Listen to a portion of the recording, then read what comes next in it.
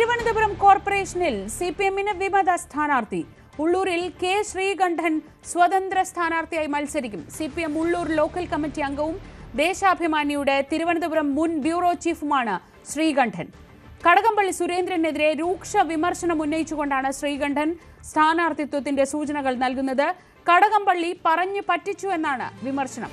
സ്ഥാനാർത്ഥിത്വത്തിന് തയ്യാറെടുക്കാൻ ആദ്യം നിർദ്ദേശം നൽകുകയും പിന്നീട് മറ്റൊരാളെ സ്ഥാനാർത്ഥിയാക്കിയെന്നും ശ്രീകണ്ഠൻ പറഞ്ഞു. ആദ്യം ശ്രീകണ്ഠനുമായുള്ള ആ സംസാരത്തിലേക്ക്. ഞാൻ മത്സരിക്കുന്നു സ്വതന്ത്ര സ്ഥാനാർത്ഥിയായിട്ടല്ല, ഒഴിവാക്കിയതിലുള്ള പ്രതിഷേധം. എന്താണ് ഇങ്ങനെ CPM ലോക്കൽ കമ്മിറ്റി അംഗമായ താങ്കൾ ഇങ്ങനെ ഒരു സ്വതന്ത്ര സ്ഥാനാർത്ഥിയായിട്ട് മത്സരിക്കാൻ കാരണം? 1985 പാർട്ടി മെമ്പർഷിപ്പിൽ ഒന്നാണ്. കൊച്ചുള്ളൂർ ബ്രാഞ്ച് സെക്രട്ടറി, DYFIയുടെ സെക്രട്ടറി, SFIയുടെ ഭാരവാഹി ഉൾപ്പെടെയുള്ള നിലകളിൽ ഞാൻ പ്രവർത്തിച്ചിട്ടുണ്ട്. ഈ നവംബർ 1-ാം തീയതി എനിക്കൊരു ഇങ്ങനെ മത്സരിക്കണമെന്നൊരാഗ്രഹം. ഈ നാട്ടിലെ ഒരു റെസിഡൻസ് അസോസിയേഷൻ റോസ് ഗാർഡൻസ് എന്ന് പറയും. അപ്പൊ അതിന്റെ പ്രസിഡന്റായിട്ട് ഞാൻ 10-12 വർഷമായിട്ട് അതിന്റെ പ്രസിഡന്റായിട്ട് പ്രവർത്തിക്കുകയാണ്. ഇവിടുത്തെ നാട്ടിലെ എല്ലാ കാര്യങ്ങളിലും, പൊതു പ്രശ്നങ്ങളിലെല്ലാം, ജനങ്ങളുമായി ബന്ധപ്പെട്ട പ്രശ്നങ്ങളിലെല്ലാം ഞാൻ സജീവമായിട്ട് ഇടപെടുകയും അതിന് പരിഹാരം കണ്ടെത്തുകയും ചെയ്യുന്ന ഒരു വ്യക്തിയാണ്. അത് പാർട്ടി ലീഡർഷിപ്പിന് അറിയാം. പാർട്ടി 2008 മുതൽ പാർട്ടി ലോക്കൽ കമ്മിറ്റിയിൽ പ്രവർത്തിക്കുകയാണ്. ഞാൻ ഇതുവരെ ഒരു തദ്ദേശ ഇലക്ഷൻ മത്സരിക്കാനോ ഒന്നും ക്ലെയിം ചെയ്തിട്ടില്ല. ഇത്തവണ ഞാൻ റിട്ടയർ ചെയ്ത് നിൽക്കുന്ന ആ ഒരു സാഹചര്യത്തിൽ എനിക്ക് ഇങ്ങനെ ഒരു ആഗ്രഹം ഉണ്ടെന്ന് ഞാൻ പാർട്ടി ലീഡർഷിപ്പിൽ പറഞ്ഞു, എന്റെ ബന്ധപ്പെട്ട ഘടകത്തിലും പറഞ്ഞു. അതിന്റെ അടിസ്ഥാനത്തിൽ പാർട്ടി എല്ലാ കാര്യങ്ങളും വിലയിരുത്തിയിട്ടാണ് പാർട്ടി തീരുമാനിച്ച് എന്നോട് മത്സരിക്കാൻ പറഞ്ഞു. ഈ സംസ്ഥാന കമ്മിറ്റി അംഗം കൂടിയായിട്ടുള്ള കടകംപള്ളി സുരേന്ദ്രനാണ് നവംബർ 1-ാം തീയതി രാവിലെ 11:45 എന്നോട് മത്സരിക്കാൻ വേണ്ടി പ്രിപ്പയർ ആയിക്കോളാൻ പറഞ്ഞത്. മറ്റ് സ്ഥാനാർത്ഥികളെ രണ്ടുപേരെയും ഫ്രീസ് ചെയ്തിട്ടുണ്ടെന്നും പറഞ്ഞു. അവർക്കൊന്നും തർക്കമില്ലായിരുന്നു. അവരെല്ലാം എനിക്ക് പിന്തുണ പ്രഖ്യാപിക്കുകയും എന്നെ നേരിട്ട് കാണുകയും എന്നെ ടെലിഫോണിൽ ബന്ധപ്പെടുകയും ചെയ്തതാണ്. പക്ഷേ 5-6 ദിവസം പ്രചരണ രംഗത്ത് നിന്നതിന് ശേഷമാണ് എന്നെ മാറ്റിയത്. അത് താരതമ്യേന ജൂനിയർ ആയിട്ടുള്ള ഒരാളിനെയാണ് തീരുമാനിച്ചത്. വെറും പാർട്ടി മെമ്പറായിട്ടുള്ള ഞാൻ പാർട്ടിയിൽ 40 വർഷത്തോളം പരിചയം, ഈ പ്രവർത്തന ഇതുള്ള കക്ഷിയാണ്. ഞാൻ പാർട്ടിക്കെതിരായിട്ടല്ല മത്സരിക്കുന്നത്. ഒരു കാരണവും കൂടാതെ എന്നെ ഈ നാട്ടിൽ ആരോട് ചോദിച്ചാലും ഞാൻ നല്ല വിജയസാധ്യതയുള്ള സ്ഥാനാർത്ഥിയാണെന്ന് എല്ലാവരും പരക്കെ സമ്മതിച്ചതാണ്. പക്ഷെ എന്തിനാണ് എന്നെ മാറ്റിയതെന്ന് എനിക്കറിയില്ല.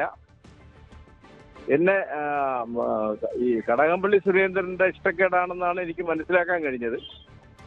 അതിനുള്ള പ്രതിഷേധം, അതിനൊരു കൃത്യമായ വിശദീകരണം ഒരു നേതൃത്വത്തിലെ ഒരാളിൽ നിന്നും ഇതുവരെ കിട്ടിയിട്ടില്ല. ഞാൻ സംസ്ഥാന സെക്രട്ടറി ഗവർണർ മാഷിന് വരെ പരാതി കൊടുത്താണ്. ഈ കടകംപള്ളി സുരേന്ദ്രന്റെ മാത്രം താല്പര്യമാണോ അങ്ങനെ മാറ്റി? കാരണം പലയിടത്തും അങ്ങനെ പരാതി വരുന്നുണ്ട്. നേരത്തെ പല വാർഡുകളിലും അല്ല അദ്ദേഹം തന്നെ എന്നെ വിളിച്ച് സംസാരിച്ചതാണ് 1-ാം തീയതി. പാർട്ടി തീരുമാനിച്ചു. മറ്റ് 2 പേരെ, പട്ടികയിലുണ്ടായിരുന്ന മറ്റ് 2 പേരെ ഫ്രീസ് ചെയ്തിട്ടുണ്ട്. അതിലൊരാളെ സ്ഥാനാർത്ഥിയാക്കണമെന്ന് ആവശ്യപ്പെട്ടവരോട് സംസാരിച്ച് അവരെയും ഇത് ചെയ്തിട്ടുണ്ട്. പ്രിപ്പയർ ആയിക്കോളുക. ഈ പ്രിപ്പയർ ആയിക്കോളുക എന്ന് പറഞ്ഞാൽ കല്യാണത്തിന് പോകാൻ ഒരു കാനല്ലോ പറഞ്ഞത്.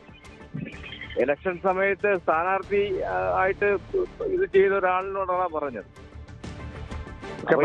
പ്രചരണം ഞാൻ തുടങ്ങുകയും ചെയ്തു. ഞാൻ ഈ പ്രദേശത്തെ അപരിചിതനല്ല. എന്നെ മിക്കവാറും ഒരു 90% വീട്ടുകാർക്കും എന്നെ അറിയാവുന്നതാണ്. ഞാൻ അവരുടെ വിഷമങ്ങളിലും അവരുടെ പ്രശ്നങ്ങളിലും ഒക്കെ സജീവമായിട്ട്, കുടിവെള്ള പ്രശ്നമായിരുന്നാലും ഇവിടെ 5 വർഷമായിട്ട് കൗൺസിലർ ഇല്ല.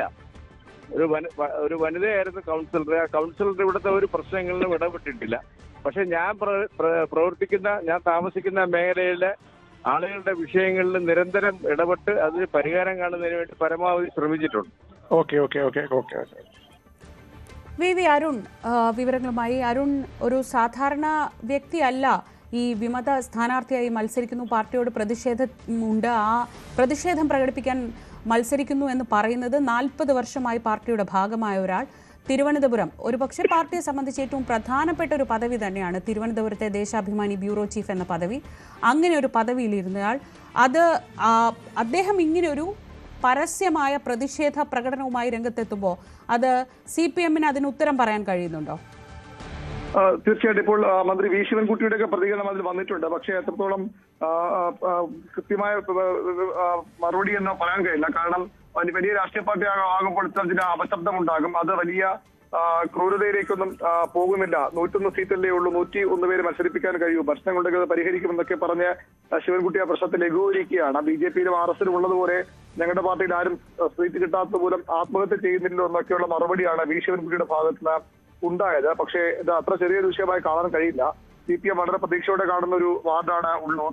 നഗരസഭ മുഴുവൻ ഇത്തവണ വലിയ വിജയം ഉണ്ടാകുമെന്ന് അവകാശവാദം മുന്നോട്ട് വയ്ക്കുന്നുണ്ട്. പക്ഷെ അങ്ങനെയല്ല കാര്യങ്ങൾ ഇപ്പോൾ സംഭവിക്കുന്നത്. പലയിടത്തും വിമത പ്രശ്നങ്ങൾ. വാഴോട്ടുകോടത്ത് നേരത്തെ CPM-ന്റെ മുൻ പഞ്ചായത്ത് വൈസ് പ്രസിഡന്റ് തന്നെ വിമത സ്ഥാനാർത്ഥം പ്രഖ്യാപിച്ചിരുന്നു. ഒരിടത്തും CPM റിബൽ ഉണ്ടാകില്ല എന്നൊരു അവകാശവാദമാണ് കഴിഞ്ഞ ദിവസം CPM-ന്റെ ജില്ലാ സെക്രട്ടറി നടത്തിയത്. കെ ശ്രീകണ്ഠനെ പറ്റി പറയുമ്പോൾ ശ്രീജ സൂചിപ്പിച്ച പോലെ തിരുവനന്തപുരം പ്രസ് ക്ലബിന്റെ സെക്രട്ടറിയും പ്രസിഡന്റുമായൊക്കെ പ്രവർത്തിച്ചു. ദേശാഭിമാനിയുടെ വർഷങ്ങളോളം ദേശാഭിമാനിയുടെ തിരുവനന്തപുരം ബ്യൂറോ ചീഫായിരുന്നു. ന്യൂസ് ഡെസ്കായി ഒക്കെ പ്രവർത്തിച്ചു. വിദ്യാർത്ഥി കാലം മുതൽ SFI തുടങ്ങിയ ആളാണ്. പ്രാദേശികമായും നല്ല വിപുലമായ വ്യക്തിബന്ധവും കുടുംബ ബന്ധവും ഒക്കെയുള്ള ആൾ കൂടിയാണ് ഉള്ളൂരിൽ കെ ശ്രീകണ്ഠൻ. അങ്ങനെ ഒരാൾ ഇപ്പോൾ CPM-നെതിരെ പാർട്ടിക്കെതിരെ അല്ല മത്സരം എന്ന് പറയുന്നെങ്കിൽ പോലും തീർത്തും പാർട്ടി സ്ഥാനാർത്ഥിക്കെതിരെ പാർട്ടി ഒരു സ്ഥാനാർത്ഥിയെ പ്രഖ്യാപിക്കുകയും അവിടെ അതിനെതിരെ സ്വതന്ത്ര സ്ഥാനാർത്ഥി മത്സരിക്കുമ്പോൾ സ്വാഭാവികമായും പാർട്ടിക്കെതിരായ നീക്കമായി തന്നെ CPM കാണും. അതുകൊണ്ട് തന്നെ കടുത്ത നടപടികളും ശ്രീകണ്ഠനെതിരെ വൈകാതെ ഉണ്ടായേക്കും. ഇത്തരത്തിലുള്ള വിമത ഭീഷണി, റിബൽ ശല്യം CPM-നും സാധാരണ പതിവുള്ളതല്ല. പക്ഷെ ഇപ്പോൾ അങ്ങനെയല്ല കാര്യങ്ങൾ സംഭവിക്കുന്നത്. 101 വാർഡുകളിലെ സ്ഥാനാർത്ഥികൾ ഇതുവരെയും CPM പ്രഖ്യാപിച്ചു കഴിഞ്ഞിട്ടില്ല. കോൺഗ്രസും BJP-യും ഒക്കെ സ്ഥാനാർത്ഥികൾ പ്രഖ്യാപിക്കാനുണ്ട് എന്നതും ഒരു വസ്തുതയാണ്. എങ്കിലും CPM സാധാരണഗതിയിൽ ഇത്തരം കാര്യങ്ങളൊക്കെ നേരത്തെ സ്ഥാനത്തിന് പ്രഖ്യാപിച്ച് അപശബ്ദങ്ങളില്ലാതെ പ്രചരണങ്ങൾ തുടങ്ങുകയാണ് പതിവ്. ആ പതിവിന് ഇവിടെ ഇപ്പോൾ മാറ്റമുണ്ടാകുന്നു. CPM-ന് വലിയ പ്രതിസന്ധി ഉണ്ടാക്കുന്ന വിമത ഭീഷണിയെ തന്നെ ഉള്ളൂരിന്റെ ശ്രീകണ്ഠന്റെ സ്ഥാനാർത്ഥിത്വത്തെ കാണേണ്ടി വരും. ശ്രീജ, അതിൽ ഏറ്റവും പ്രധാനമായത് ഈ ഇഷ്ടക്കാർക്ക് സീറ്റ് കൊടുക്കുന്നു, അല്ലെങ്കിൽ തന്നോട് തയ്യാറെടുക്കാൻ ആവശ്യപ്പെട്ടു, നേരിട്ട് സംസാരിച്ചതാണ്. അത് കഴിഞ്ഞ് താരതമ്യേന ജൂനിയറായ ഒരാളെ കൊണ്ടുവരുന്നു. അതായത് അദ്ദേഹം വിചാരിക്കുന്നത് അദ്ദേഹത്തിന് വിജയിക്കാൻ വേണ്ട എല്ലാ ഘടകങ്ങളും അവിടെയുണ്ട്. ഈ തയ്യാറെടുക്കാൻ പറഞ്ഞതുമാണ്. പിന്നീട് എങ്ങനെയാണ് ഇത് മാറിയത്? ഇതിനൊരു ഉത്തരം കിട്ടിയിട്ടില്ല. അതാണ് കെ ശ്രീകണ്ഠന്റെ പ്രശ്നമെന്ന് തോന്നുന്നു. കഴക്കൂട്ടം നിയമസഭാ മണ്ഡലത്തിൽപ്പെട്ട വാർഡുകളിൽ നേരത്തെ തന്നെ സ്ഥാനാർത്ഥികളെ തീരുമാനിച്ചത് കടകംപള്ളി സുരേന്ദ്രന്റെ താല്പര്യപ്രകാരമാണ് എന്ന ആരോപണം ഉയർന്നു വന്നതാണ്. അവിടെ ഒരു BJP CPM ഡീലുണ്ടെന്ന ആരോപണം ഉന്നയിച്ചത് ചെമ്പഴന്തിയിലെ CPM-ന്റെ ലോക്കൽ കമ്മിറ്റി അംഗമായിരുന്ന ആനി അശോകനാണ്. അവരും വിമത സ്ഥാനാർത്ഥിത്വം പ്രഖ്യാപിച്ചിരുന്നു. അവരെ പിന്നീട് പാർട്ടിയിൽ പുറത്താക്കുകയും ചെയ്തു. അപ്പോഴും കടകംപള്ളി ഇതിനെ വിശദീകരിച്ചത് പലയിടങ്ങളിലും എല്ലായിടങ്ങളിലും സ്ഥാനാർത്ഥികൾ തീരുമാനിച്ച വിജയസാധ്യത നോക്കി മാത്രമാണ്. തനിക്ക് ഡീൽ ജനങ്ങളോട് മാത്രമെന്നുള്ളതാണ്. പക്ഷേ സമാന പ്രശ്നങ്ങൾ മറ്റു ഭാഗങ്ങളിൽ അവശേഷിക്കുന്നു എന്ന് വേണം ഇപ്പോൾ കരുതാൻ. ശ്രീകണ്ഠനും കടകംപള്ളിക്കെതിരെ തന്നെയാണ് രൂക്ഷ വിമർശനം ഉന്നയിക്കുന്നത്. കടകംപള്ളിയുടെ ഇഷ്ടക്കാരല്ലാത്തതുകൊണ്ട് തന്നെ ഒഴിവാക്കി എന്ന വിമർശനമാണ് ശ്രീകണ്ഠൻ ഇപ്പോൾ ഉന്നയിക്കുന്നത്. അതുകൊണ്ട് തന്നെ കടകംപള്ളി സുരേന്ദ്രനെതിരായ കൂടുതൽ വിമർശനങ്ങൾ ഇനിയും ഉയർന്നു വരും. ശ്രീകണ്ഠൻ അവിടെ സ്ഥാനാർത്ഥിത്വം പ്രഖ്യാപിച്ച് മുന്നോട്ട് പോകുന്നുമുണ്ട്. CPM-ന് വിജയിക്കാവുന്ന ഒരു സീറ്റിൽ ഇപ്പോൾ ഒരു വിമത ഭീഷണി അവർക്ക് തടസ്സമായി മാറുകയാണ്. ശ്രീജ, പാർട്ടിയിൽ പല ഭാഗത്തായി ഇത്തരം പ്രതിഷേധങ്ങൾ പലയിടത്തു നിന്നും ഏറിയും കുറഞ്ഞുമൊക്കെ വരുന്നുണ്ടല്ലോ അരുൺ. ഇതിനെയൊക്കെ മറികടന്ന് ഈ കോർപ്പറേഷൻ നിലനിർത്തുക എന്നൊരു വലിയ ദൗത്യമുണ്ട്. അതിലേക്ക് കടക്കുകയാണ് ആവശ്യം. ആ തരത്തിൽ ഈ നേതൃത്വത്തിന്റെ ഭാഗത്ത് നിന്ന് ഈ അപശബ്ദങ്ങൾ ഇല്ലാതാക്കാനുള്ള ശ്രമങ്ങളും നടക്കുന്നുണ്ടോ? തീർച്ചയായിട്ടും ശ്രീകണ്ഠൻ നേരത്തെ തന്നെ സ്ഥാനാർത്ഥിയാകുമെന്ന് ഉറപ്പായിരുന്നു. ഈ ജില്ലാ സെക്രട്ടറിയുടെ കഴിഞ്ഞ രണ്ടാം ഘട്ട സ്ഥാനാർത്ഥി പ്രഖ്യാപനം നടത്തുന്ന വാർത്താ സമ്മേളനത്തിൽ നമ്മൾ ചോദിച്ചിരുന്നു, ഉള്ളൂരിൽ പ്രശ്നങ്ങളില്ലേ? ഉള്ളൂരിൽ പ്രശ്നങ്ങളുണ്ട് എന്ന് CPM ജില്ലാ സെക്രട്ടറി വി ജോയ് അന്ന് തുറന്നു പറഞ്ഞിരുന്നു. പക്ഷെ ആ പ്രശ്നങ്ങൾ പരിഹരിക്കാൻ ശ്രമം നടക്കുകയാണ്. ഒരിടത്തും പാർട്ടിക്ക് വിമതരോ എതിർ ശബ്ദങ്ങളോ ഉണ്ടാകില്ല എന്ന് തന്നെയാണ് ജില്ലാ സെക്രട്ടറി അവകാശവാദം. ഈ സ്ഥാനാർത്ഥി പ്രഖ്യാപിച്ചതിന് പിന്നാലെ ശ്രീകണ്ഠനെ പിന്മാറ്റാനുള്ള ശ്രമങ്ങളൊക്കെ നടന്നിരുന്നു. പക്ഷേ അത് ഫലം കണ്ടില്ല എന്ന് വേണം ഇപ്പോൾ മനസ്സിലാക്കാൻ. അദ്ദേഹം തന്നെ പറയുന്നുണ്ട്, CPM സംസ്ഥാന സെക്രട്ടറി MV ഗോവിന്ദൻ അടക്കം താൻ പരാതി നൽകി, ഒന്നും പരിഗണിക്കപ്പെട്ടില്ല. അതുകൊണ്ടാണ് ഇപ്പോൾ ഈ സ്ഥാനാർത്ഥിത്വം പ്രഖ്യാപിക്കുന്നത്. അത് പാർട്ടിക്കെതിരെയല്ല എന്നാണ് ശ്രീകണ്ഠന്റെ അവകാശവാദം. പക്ഷെ തീർച്ചയായിട്ടും CPM-ന്റെ സ്ഥാനാർത്ഥിക്കെതിരെ ഒരു വിമത സ്ഥാനാർത്ഥി CPM-ന്റെ ലോക്കൽ കമ്മിറ്റി അംഗം വരുമ്പോൾ അത് പാർട്ടിക്കെതിരെ തന്നെ എന്ന് തന്നെ പറയേണ്ടി വരും. അതിന് പ്രശ്നങ്ങൾ ഇനിയും അവശേഷിക്കുന്നുണ്ട്. വാഴോട്ടുകോണത്തെ റിബൽ സ്ഥാനാർത്ഥിയെ പൂർണ്ണമായും പിന്മാറ്റാൻ CPM-ന്റെ ഇതുവരെ കഴിഞ്ഞിട്ടില്ല എന്ന് വേണം നമുക്ക് മനസ്സിലാകുന്നത്. ചെമ്പഴന്തിയിൽ പ്രശ്നങ്ങളുണ്ട്. അങ്ങനെ പല വാർഡുകളിലും അത് നഗരഭരണം നിലനിർത്തണമെങ്കിൽ ഇപ്പോഴത്തെ ഈ പ്രശ്നങ്ങളൊക്കെ പരിഹരിക്കാതെ CPM-ന് മുന്നോട്ട് പോകാൻ ആകില്ല. പലയിടങ്ങളിലും ഇത്തരം പ്രശ്നങ്ങൾ അവശേഷിക്കുന്നു എന്ന് തന്നെയാണ് ഈ ശ്രീകണ്ഠന്റെ സ്ഥാനാർത്ഥിയിലൂടെ വ്യക്തമാകുന്നത്. അദ്ദേഹം പറയുന്ന പോലെ ആ റെസിഡൻസ് അസോസിയേഷനിൽ 10 കൊല്ലത്തിൽ കൂടുതലായി പ്രവർത്തിക്കുന്നു. 40 വർഷമായി അദ്ദേഹം പാർട്ടി അംഗമാണ്. പാർട്ടിയുടെ പ്രാദേശികമായി പ്രധാനപ്പെട്ട പദവികളിലൊക്കെ ഇരുന്നിട്ടുണ്ട്. ദേശാഭിമാനി പത്രത്തിന്റെ തിരുവനന്തപുരത്തെ ഏറ്റവും ഉയർന്ന തലം വരെ എത്തിയ ആളാണ്. അപ്പോൾ ആ തരത്തിൽ വലിയ സ്വാധീനമുള്ള ഒരാൾ പാർട്ടിക്കെതിരെ മത്സരിക്കുമ്പോൾ അദ്ദേഹം പാർട്ടിക്കെതിരല്ല എന്ന് പലതവണ പറയുന്നുണ്ടെങ്കിലും അത് പാർട്ടിക്കെതിരെ തന്നെയാണല്ലോ. അതൊക്കെ പാർട്ടിയെ ബാധിക്കും എന്നൊരു വിലയിരുത്തൽ പാർട്ടിയിൽ ഇതുവരെ ഉണ്ടായിട്ടില്ലേ? തീർച്ചയായിട്ടും അത്തരം പ്രശ്നങ്ങളുണ്ട് എന്ന് തന്നെ CPM നേതൃത്വം സമ്മതിക്കുന്നുണ്ട്. പക്ഷേ ആ പ്രശ്നങ്ങൾ പരിഹരിക്കാനുള്ള ശ്രമങ്ങൾ വിജയത്തിലെത്തുന്നില്ല എന്നാണ് ഏറ്റവും പ്രധാനപ്പെട്ട കാര്യം. നേരത്തേക്ക് ഇത്തരത്തിൽ പല അപശബ്ദങ്ങൾ ഉണ്ടാകുമ്പോൾ അത് പരിഹരിക്കാൻ CPM നേതൃത്വത്തിന് കഴിഞ്ഞിരുന്നു. പക്ഷെ ഇപ്പോൾ അത് കഴിയുന്നില്ല. കോൺഗ്രസിനും BJP-യിലേക്കും ഉള്ളതുപോലെ സമാനമായ പ്രശ്നങ്ങൾ ഉണ്ടാകുമ്പോൾ അത് പരിഹരിച്ച് മുന്നോട്ട് പോകുമെന്നുള്ളതാണ് CPM-ന്റെ ഒരു ശൈലിയും അവരുടെ ഒരു സംഘടനാ കരുത്തുമൊക്കെ സ്വാഭാവികമായും മാറി വരുന്ന കാലത്തിൽ അതും CPM-ന് നഷ്ടമാകുന്നു എന്ന് വേണം കരുതാൻ. ഇനി ശ്രീകണ്ഠൻ സ്ഥാനാർത്ഥം പിൻവലിക്കാനുള്ള സാധ്യത വിരളമാണ്. കാരണം ഈ നേരത്തെ മറ്റൊരു സ്ഥാനാർത്ഥി തീരുമാനിച്ചത് മുതൽ അവിടെ ഈ ശ്രീകണ്ഠൻ പാർട്ടിയെ അറിയിച്ചതാണ്. വലിയ സമ്മർദ്ദമുണ്ട് മത്സരിക്കാൻ. അവിടുത്തെ പാർട്ടി പ്രവർത്തകർ തന്നെ മത്സരിക്കാൻ ആവശ്യപ്പെടുന്നു. റെസിഡൻസ് അസോസിയേഷന്റെ കൂട്ടായ്മയുണ്ട്, അവരുടെ ആവശ്യമുണ്ട്. ഈ ഉള്ളൂർ ബാലസുബ്രഹ്മണ്യ സ്വാമി ക്ഷേത്രത്തിന്റെ ട്രസ്റ്റിയും ഒക്കെയാണ് ഇദ്ദേഹം. ആ രീതിയിലുള്ള പിന്തുണയും ശ്രീകണ്ഠനുണ്ട്. വിപുലമായ കുടുംബ ബന്ധമുണ്ട്. ഇക്കാര്യങ്ങളൊക്കെ പാർട്ടിയെ ബോധ്യപ്പെടുത്തിയിരുന്നു. പക്ഷേ അപ്പോഴും നേരത്തെ പ്രഖ്യാപിച്ച സ്ഥാനാർത്ഥി പിന്മാറ്റാൻ CPM തയ്യാറായില്ല. അതുകൊണ്ട് തന്നെയാണ് മത്സരരംഗത്തേക്ക് ഇറങ്ങുന്നതെന്നാണ് ശ്രീകണ്ഠൻ ഇപ്പോൾ വ്യക്തമാക്കുന്നത്. ഇത്തരം കാര്യങ്ങൾ CPM-നും ബോധ്യമുള്ളതാണ്. വിജയസാധ്യതയുണ്ട് എന്ന് CPM ആദ്യഘട്ടത്തിൽ കരുതിയ ഒരു വാർഡ് കൂടിയാണ് ഉള്ളൂർ. തിരിച്ചുപിടിക്കാനാകുമെന്ന പ്രതീക്ഷ CPM-ന് ഉണ്ടായിരുന്നു. പക്ഷെ ഇപ്പോൾ ഉണ്ടാകുന്ന സംഭവ വികാസങ്ങൾ അതിനൊക്കെ വിരുദ്ധമായി മാറുകയാണ്. കടകംപള്ളി സുരേന്ദ്രനെ ലക്ഷ്യമിട്ടാണ് ശ്രീകണ്ഠന്റെയും നീക്കമെന്നത് കൂടി ശ്രദ്ധേയമാണ്. ഉള്ളൂർ ആ ഭാഗങ്ങളിലൊക്കെ കടകംപള്ളി സുരേന്ദ്രൻ തന്നെയാണ് സ്ഥാനാർത്ഥികളെ തീരുമാനിച്ചതെന്ന അതിലൊരു വലിയ വിമർശനം ഉയർന്നു വരുന്നുണ്ട്. CPM അതിനെ അംഗീകരിക്കുന്നില്ല. എല്ലായിടവും വിജയസാധ്യത ഒറ്റ ഘടകം നോക്കിയാണ് സ്ഥാനാർത്ഥികളെ തീരുമാനിച്ചതെന്ന് തന്നെ CPM അവകാശപ്പെടുന്നു. പക്ഷെ അപ്പോഴും ഇത്തരം പ്രശ്നങ്ങൾ അവിടെ നിലനിൽക്കുകയാണ്.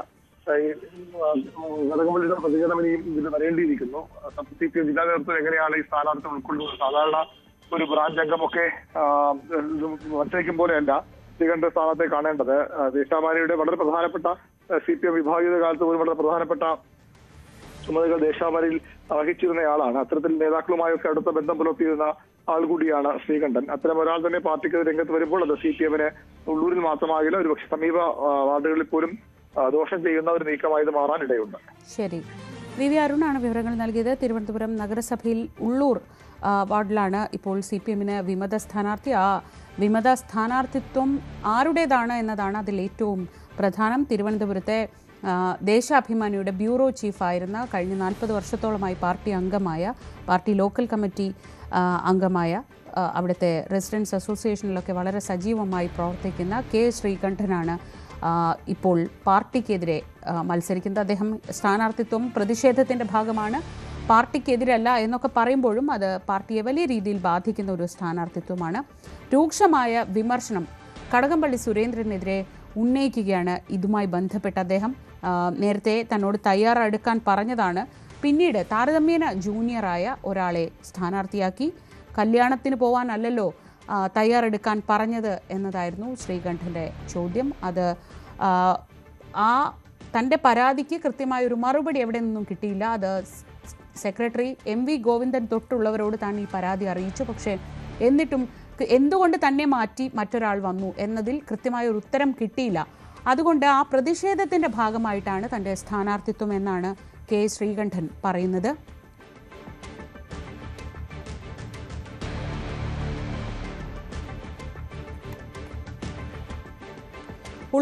CPM-ന്റെ വിമത സ്ഥാനാർത്ഥിത്വത്തിൽ മന്ത്രി V. ശിവൻകുട്ടിയുടെ പ്രതികരണം വന്നിട്ടുണ്ട്. വലിയ രാഷ്ട്രീയ പാർട്ടികളാകുമ്പോൾ ഇത്തരം ചില അപശബ്ദങ്ങൾ ഉണ്ടാകും. 101 സീറ്റ് അല്ലേ ഉള്ളൂ എന്നും പ്രശ്നങ്ങൾ ഉണ്ടെങ്കിൽ അത് പരിഹരിക്കും എന്ന് പറഞ്ഞൊഴിയുകയാണ് ശിവൻകുട്ടി ചെയ്തത്. പക്ഷേ അത് അത്ര എളുപ്പത്തിൽ പറഞ്ഞ് പരിഹരിക്കാവുന്ന പ്രശ്നമാണോ എന്നതാണ് ചോദ്യം. പ്രതിഷേധങ്ങൾ ഉള്ളൂരിൽ ഇങ്ങനെ വളരെ പ്രത്യക്ഷമായി ഉയരുമ്പോൾ പല ഭാഗത്തും അത് പരോക്ഷമായും ഉണ്ടാവുന്നുണ്ട്. ആ പ്രശ്നങ്ങൾ പരിഹരിക്കാനുള്ള ശ്രമങ്ങളാണിപ്പോൾ CPM-ന്റെ ഭാഗത്തു നിന്നുള്ളത്. 101 സീറ്റല്ലേ ഉള്ളൂ എന്നാണ് ചോദിക്കുന്നതെങ്കിലും എന്തുകൊണ്ട് സ്ഥാനാർത്ഥിയാകാൻ നിർദ്ദേശം നൽകി അല്ലെങ്കിൽ അതിന് തയ്യാറെടുക്കാൻ നിർദ്ദേശം നൽകിയ ശേഷം അത് മാറ്റി, അതിനൊരു ഉത്തരം കിട്ടിയില്ല എന്ന ശ്രീകണ്ഠന്റെ ചോദ്യം അവിടെ അവശേഷിക്കുകയാണ്.